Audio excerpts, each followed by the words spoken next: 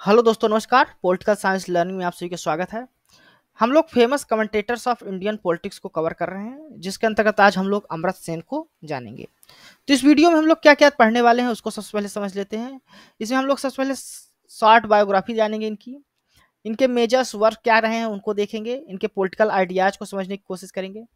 इनके इकोनॉमिक जो आइडियाज हैं उनको देखने की कोशिश करेंगे। आइडिया ऑफ जस्टिस का क्या कॉन्सेप्ट है उसको देखेंगे।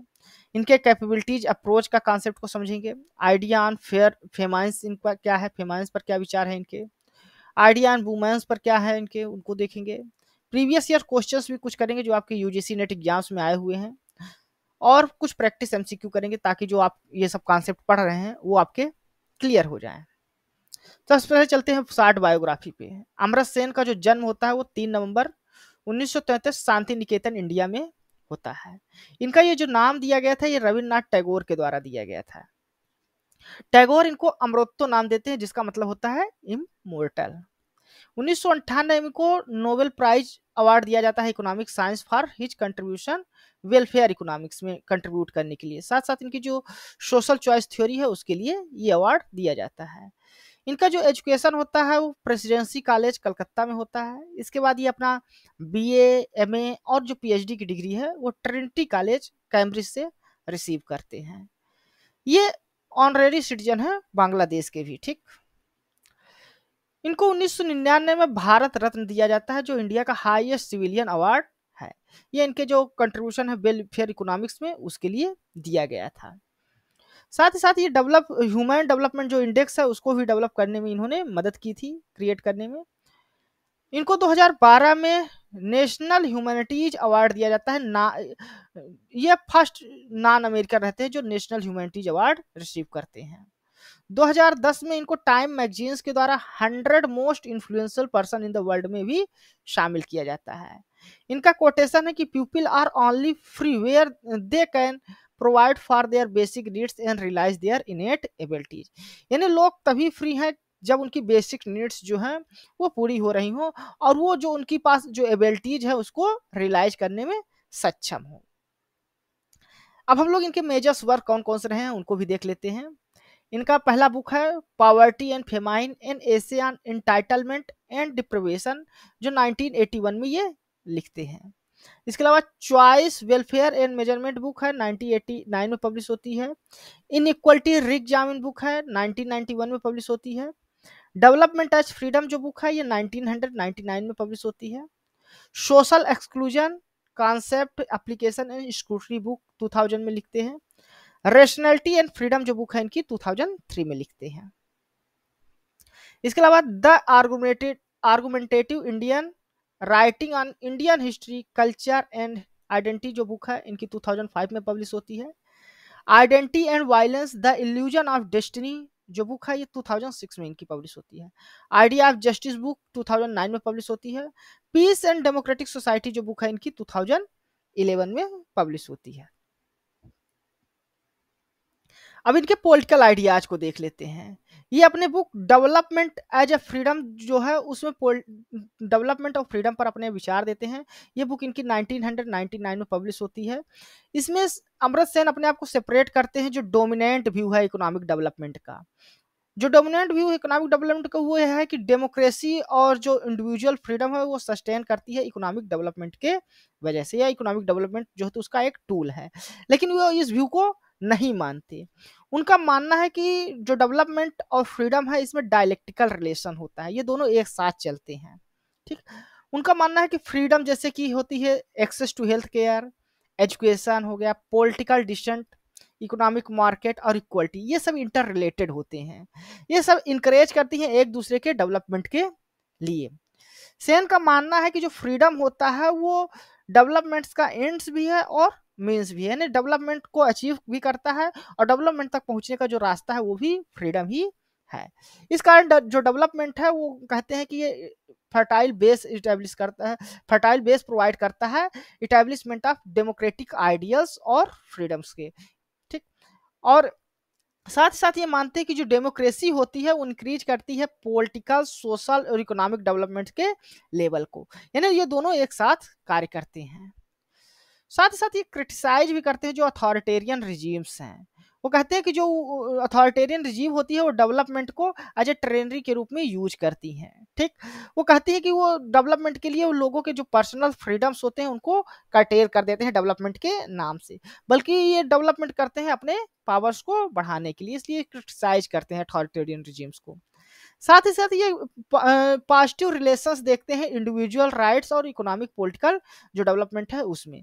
उनका मानना है कि अगर लोगों के पास ज़्यादा राइट्स होंगे, मोर द राइट्स होंगे पीपल के पास, तो उनके पास ज़्यादा पॉसिबिलिटीज होगी कि वो पॉलिटिकल और अपना इकोनॉमिक डेवलपमेंट कर सकें, यानी पॉलिटिकल और इकोनॉमिक डेवलपमेंट के लिए वो रीजन ज़्यादा सस्टेन होगा, ठीक।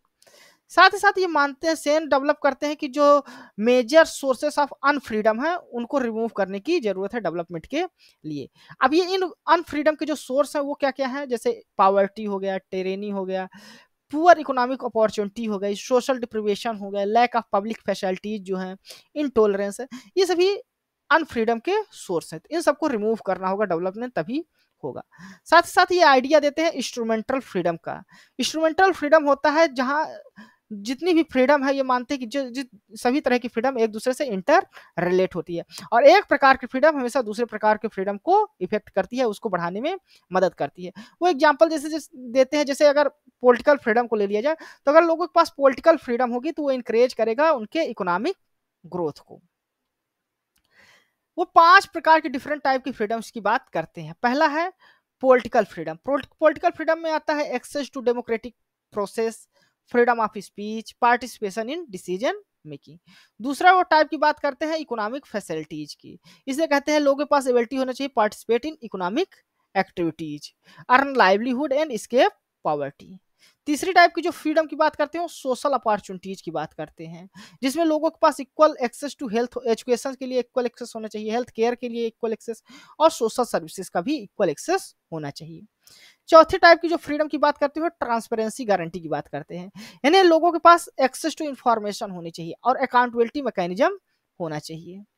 पांचवें जो टाइप की फ्रीडम की बात करते हैं वो प्रोटेक्टिव स्क्रूटनी की बात करते हैं, यानी प्रोटेक्शन होना चाहिए कोई भी रिस्क जो होता है, सोशल रिस्क या नेचुरल रिस्क, उसके खिलाफ, जैसे इलनेस हो गया, अनएम्प्लॉयमेंट हो गया और नेचुरल डिजास्टर हो गया। तो ये 5 टाइप की फ्रीडम की बात करते हैं, इनको आप लोग याद रखिएगा।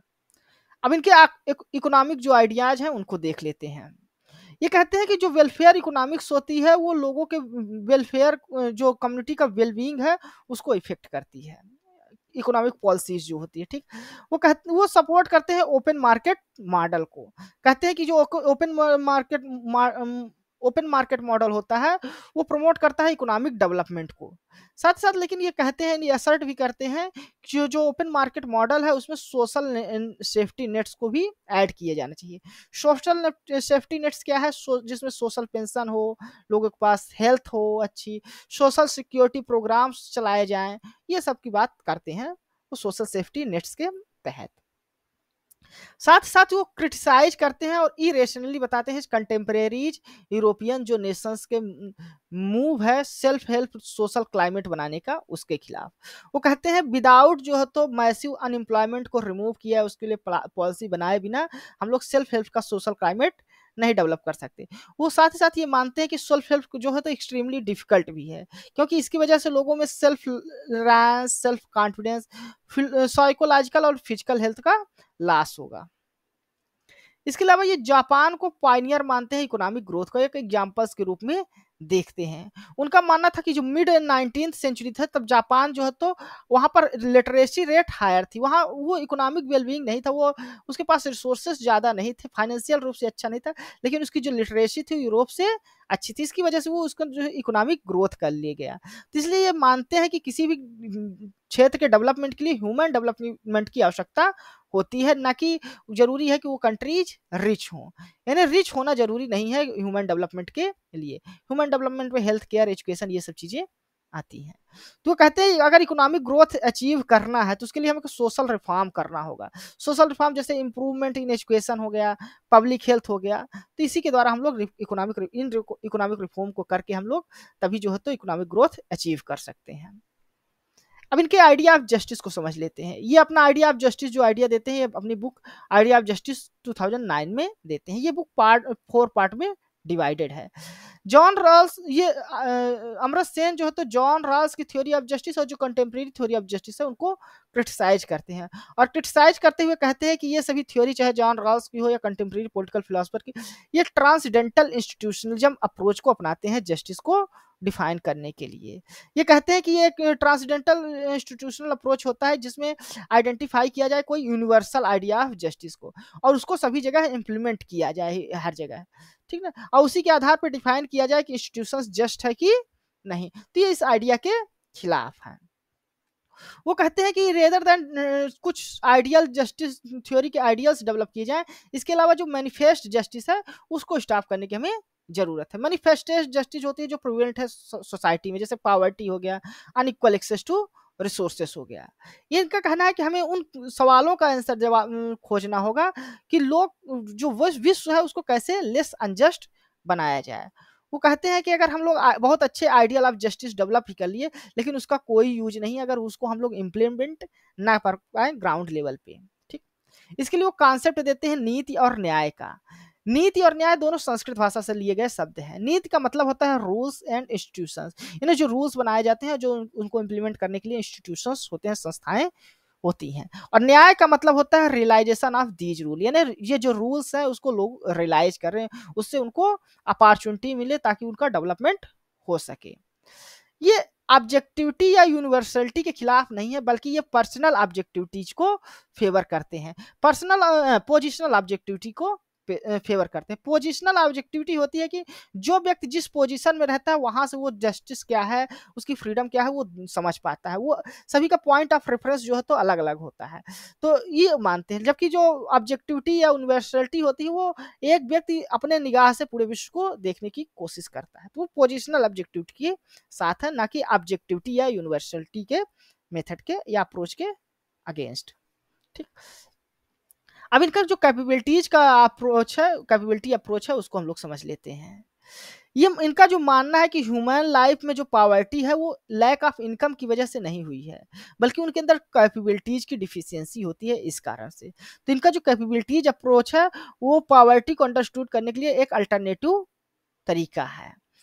इनके अकॉर्डिंग टू कैपेबिलिटीज, अगर हमको पॉवर्टी को एलिमिनेट करना है तो हमको लोगों के इनकम को ही बस इंक्रीज नहीं करना बल्कि इसके लिए हमको नीड होगा कि उनकी कैपेबिलिटीज को बढ़ाया जाए, और ये डिफरेंट मीन्स से ये कैपेबिलिटीज बढ़ाई जा सकती है, जैसे लिटरेसी हो गया, लॉन्जिटिविटी हो गया, एक्सेस टू इनकम हो गया। ये सभी ऐसे मीन्स है जिसके द्वारा हम लोगों के कैपेबिलिटीज को बढ़ा सकते हैं, सोसाइटी की कैपेबिलिटीज को बढ़ा सकते हैं।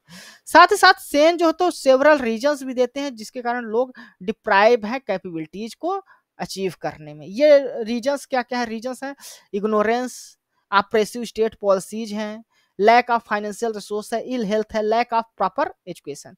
ये सभी ऐसे रीजंस है जिसकी वजह से सोसाइटी में कैपेबिलिटीज या लोगों के अंदर कैपेबिलिटीज नहीं आ पाती। अब इनको फेमाइन पर, इनका जो फेमाइन पर लेके क्या आइडिया है उसको भी देख लेते हैं। ये मानते हैं कि जो फेमाइन होता है वो फूड अवेलेबिलिटीज के डिक्लाइन में रिजल्ट की वजह से, डिक्लाइन की कमी की वजह से या कमी की वजह से नहीं होता। उनको मानना है कि जो मेजर रीजन होता है फेमाइन के पीछे वो मिसमैनेजमेंट ऑफ गवर्नमेंट होता है। वो डायरेक्टली लिंक करते हैं एग्जिस्टेंस ऑफ सोशल और पॉलिटिकल इनजस्टिस को फेमाइन से। वो कहते हैं no famine has ever occurred in functioning democracy, यानी जो फंक्शनिंग डेमोक्रेसी है उसमें कभी भी फेमाइंस नहीं हुआ है, उनका मानना है।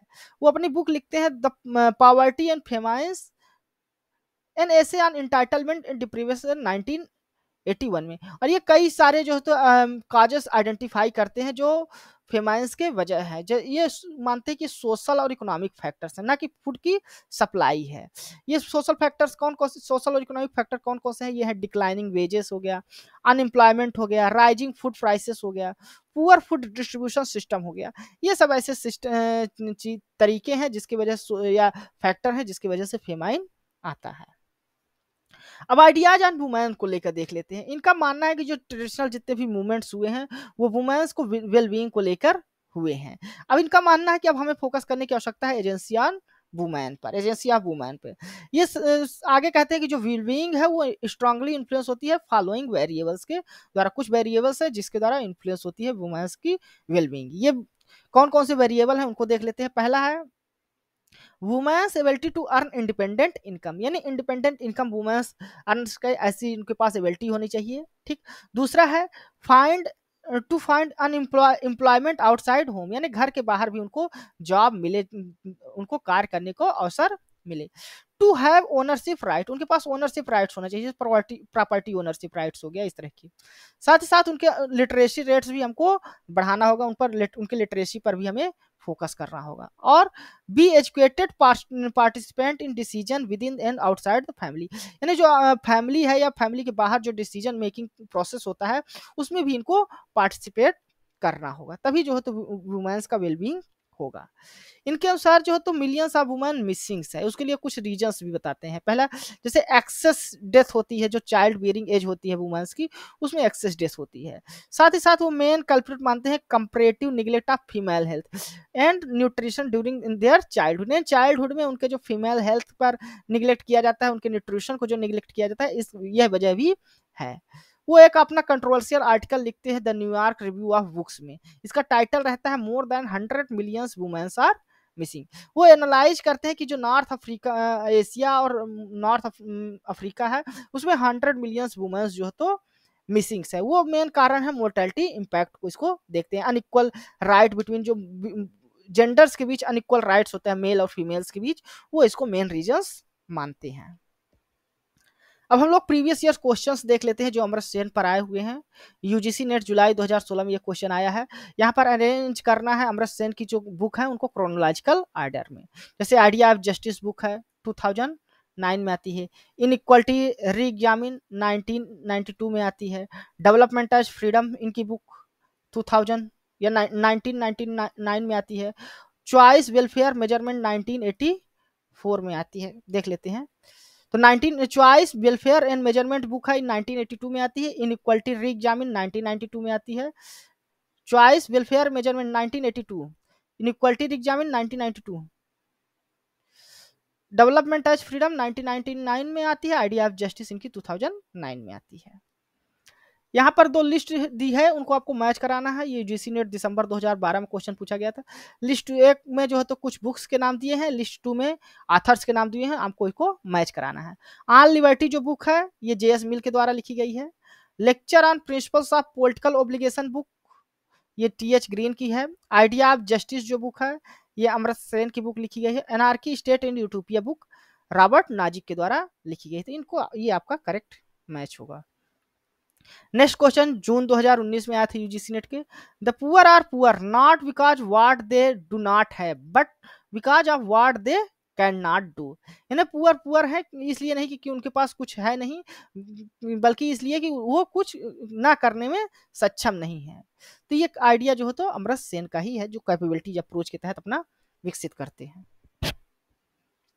नेक्स्ट क्वेश्चन है आरपीएससी असिस्टेंट प्रोफेसर 2021 में पूछा गया था, which one of the following books is not written by Amartya Sen. Amartya Sen के द्वारा कौन सी बुक नहीं लिखी गई? तो डेवलपमेंट एज फ्रीडम इनके द्वारा लिखी गई है, आइडिया ऑफ जस्टिस भी इनके द्वारा लिखी गई, द आर्गुमेंटेटिव इंडियंस जो बुक है ये भी इनके द्वारा ही लिखी गई है। डेमोक्रेसी एंड डेवलपमेंट इंडिया ये इनके द्वारा बुक नहीं लिखी गई है, ये अतुल कोहली के द्वारा लिखी गई बुक है। तो इसका जो करेक्ट आंसर होगा 4 नंबर होगा। अब कुछ प्रैक्टिस एमसीक्यू भी कर लेते हैं। Who among the following gave the idea of instrumental freedom? Instrumental freedom का आइडिया किसने दिया था? तो अमृत सेन ने ही दिया था, जिसमें वो कहा था सभी फ्रीडम जो है तो एक दूसरे से इंटर रिलेटेड होती हैं। यहाँ असर्शन रीजन का क्वेश्चन दिया है आपको, असर्शन दिया हुआ है ए कि according to Amrit Sen there is a dialectical relation between development and freedom. जो डेवलपमेंट और फ्रीडम होता है उसमें डायलेक्टिकल रिलेशंस की बात करते हैं अमृत सेन, ये ट्रू है। वो कहते हैं कि इकोनॉमिक रीजन्स इसका दिया है, economic development enhance the individual freedom and vice versa, यानी जो इकोनॉमिक डेवलपमेंट है वो इंडिविजुअल फ्रीडम को बढ़ाती है और जो इंडिविजुअल फ्रीडम है वो इकोनॉमिक डेवलपमेंट को बढ़ाता है। तो रीजन्स भी सही है, इसी कारण ये डायलेक्टिक रिलेशनशिप मानते हैं। तो यहाँ पर असर्शन और रीजन्स दोनों करेक्ट है और जो रीजन्स है वो करेक्ट एक्सप्लेनेशन है असर्शन का। नेक्स्ट क्वेश्चन है, दो स्टेटमेंट दिए हैं आपको, इनमें ट्रू पता लगाने हैं, ठीक ना, कौन सी स्टेटमेंट सही है। Amartya Sen criticise the authoritarian regimes, ये सही है। According to Sen development required removing of major source of freedom. तो मेजर डेवलपमेंट के लिए मेजर सोर्स ऑफ फ्रीडम को रिमूव करने की नहीं जरूरत है, बल्कि अनफ्रीडम को जो सोर्स है उनको रिमूव करने की आवश्यकता है। तो यहाँ पर सेकंड स्टेटमेंट आपका रॉन्ग है। तो करेक्ट स्टेटमेंट पहला है। तो यहाँ पर जो करेक्ट आंसर होगा वो statement 1 is correct and but statement second is false, C numbers होगा। Next question is which among the following are the which among the following are among the types of freedom according to Amartya Sen. Amartya Sen ने 5 तरह की freedom की बात की है जो यहाँ पर लिस्टेड है। तो वो पॉलिटिकल फ्रीडम की बात करते हैं, इकोनॉमिक फैसिलिटीज की बात करते हैं, सोशल अपॉर्चुनिटीज की बात करते हैं, ट्रांसपेरेंसी गारंटी की बात करते हैं और प्रोटेक्टिव सिक्योरिटी की बात करते हैं। तो ये 5 फ्रीडम है। Next question is who among the following held that no famine has occurred in democracy. यानी डेमोक्रेसी में कभी फेमाइन अकर्ड नहीं हुई है। ये जो व्यू है ये अमर्त्य सेन का है। तो धन्यवाद दोस्तों, यह वीडियो आपको कैसा लगा आप अपने कमेंट्स के माध्यम से हमें बताइए। साथ ही साथ आप हमारे इस वीडियो को लाइक कर दें, हमारे इस चैनल को सब्सक्राइब कर लें ताकि जो आगे आने वाली इस तरह की वीडियोज हैं वो आपको मिल सके। धन्यवाद, थैंक यू।